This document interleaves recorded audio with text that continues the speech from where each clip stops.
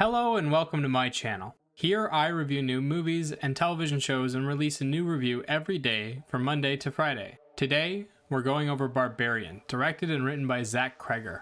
The film stars Georgina Campbell, Bill Skarsgård, and Justin Long. The story goes like this. Tess Marshall rents a property in Chicago, but when she arrives, late at night in the thunder and rain, she finds it's already occupied by a stranger named Keith. The booking company double booked them, but they agree to share the place for the night. Tess in the bedroom and Keith on the couch. The next day, Tess gets locked in the basement of the house, and while snooping around, finds a secret passage with a room at the end of it. The room has a camera, a bucket, and a bed in it. Tess is let out of the basement by Keith and tries to leave, terrified by what she found. Before she can leave, Keith convinces her to watch out for him while he goes to check out the room. She calls out to him as he goes down, and he answers at first.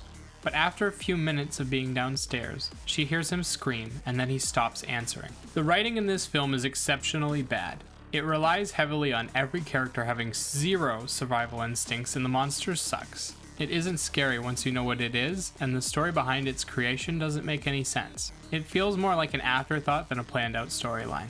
AJ is the only character that's even remotely interesting. He acts in selfish and stupid ways, but it's always true to his character. Everyone else acts stupid despite the story telling you they aren't. None of the characters are fully fleshed out, and the monster gets even less than them. The characters are boring and bland. An hour after leaving the theater, I had forgotten all of their names. The biggest issue with the film's writing is in the telling. It spends an hour on setup before finally kicking off the action. The monster gets a total of 20 minutes of story time. It barely does anything, and we get almost no explanation as to what's actually going on. A couple of throwaway lines from the homeless guy Andre is all we get to acknowledge everything. Acting in Barbarian is good for a horror film.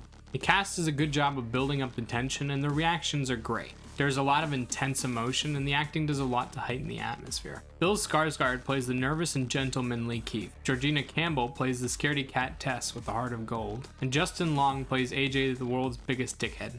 Everyone does well at reacting to the situation and really getting across how horrific the experience is. Skarsgård and Campbell both stand out for their exceptional portrayals. Both had a great fear response, and Skarsgård gets one of the best scenes in the movie. The soundtrack does some heavy lifting in this film. It's hidden behind each and every little moment and heightens the creep and horror factors by tenfold. We get great moments like Tess walking down the dungeon stairs to a rising heartbeat rhythm, or the rattling of bones with each new discovery. There are a lot of Hollywood boilerplate tracks in here, but they're all very well used. The secret passage, the room, and all its components are well designed and come with an A+ atmosphere. It's very creepy, and whenever we're inside this dank, dungeony area, it feels like a great horror film. The problem is that the film spends very little time in it, and when it does, it's almost always pitch black.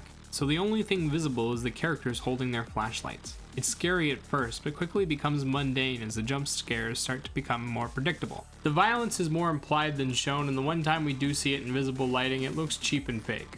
Barbarian is a lot of setup with very little payoff. Armed with a tiny budget, it provides some solid jump scares and a terrifying atmosphere, but fails to deliver anything meaningful. The story is vapid and silly, the visuals are dark and poorly lit, and the movie over-relies on its soundtrack. It works okay as a big screen horror film, and if you really like jump scares, it might be worth seeing on the big screen. 5 out of 10.